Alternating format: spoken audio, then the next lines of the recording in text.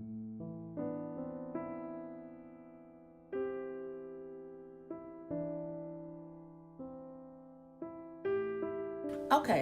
Um, when I think about mental health, I guess I always thought that mental health was just something for people who were really bad off or couldn't really function.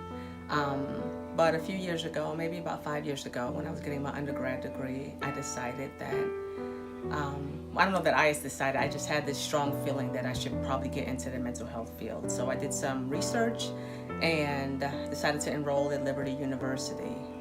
Right when I started that process, I lost my father.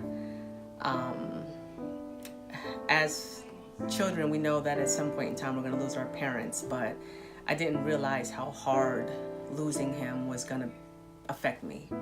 And I can remember afterwards, he died in May. I started my mental health field in August. I didn't take a break, I just went straight through. But I remember in December, I was sitting down to write my paper for my class, and I couldn't write it. I had an 8 to 10 page paper due, and I was sitting there and I could not write the paper. And I just remember sitting there looking at the wall, and I just told my professor, I'm like, I couldn't do it. So I had to take a C in that class because I just didn't turn in the paper because I just couldn't do it. And at that point in time, I remember calling a good friend of mine who lost their father maybe 10 years before. And I just asked her, I was like, am I depressed? And she was like, yeah, you probably are. And I was like, I guess so. I didn't realize it, but I had put on the weight. I had stopped sleeping. I was literally waking up every single morning at the same time that my mother called for me to come back to the hospital for us to disconnect life support from my dad.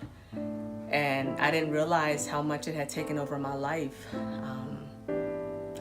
There was periods of time where I couldn't function. I would lay in the bed, and I don't even know that my family knew it or my friends knew it, that anybody knew it, but it hit me hard. So I said, let me check out my company's EAP. So called them, they offer 8 free sessions. Started my sessions, and just like most people, you go in, you're like, I'm not gonna say nothing. I'm just gonna, give them the bare minimum. But by session 4, from the time that I walked in there to the time that I got out, I cried the entire time. I cried over the guilt of not seeing my dad as much.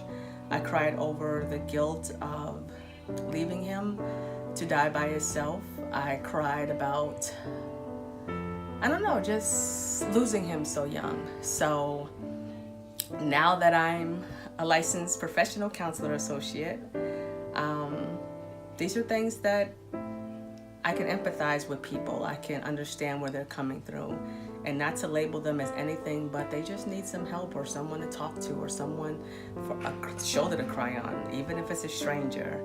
It's just good to get those feelings out and to understand how to deal with death and deal with the emotions and the grief that comes along with it.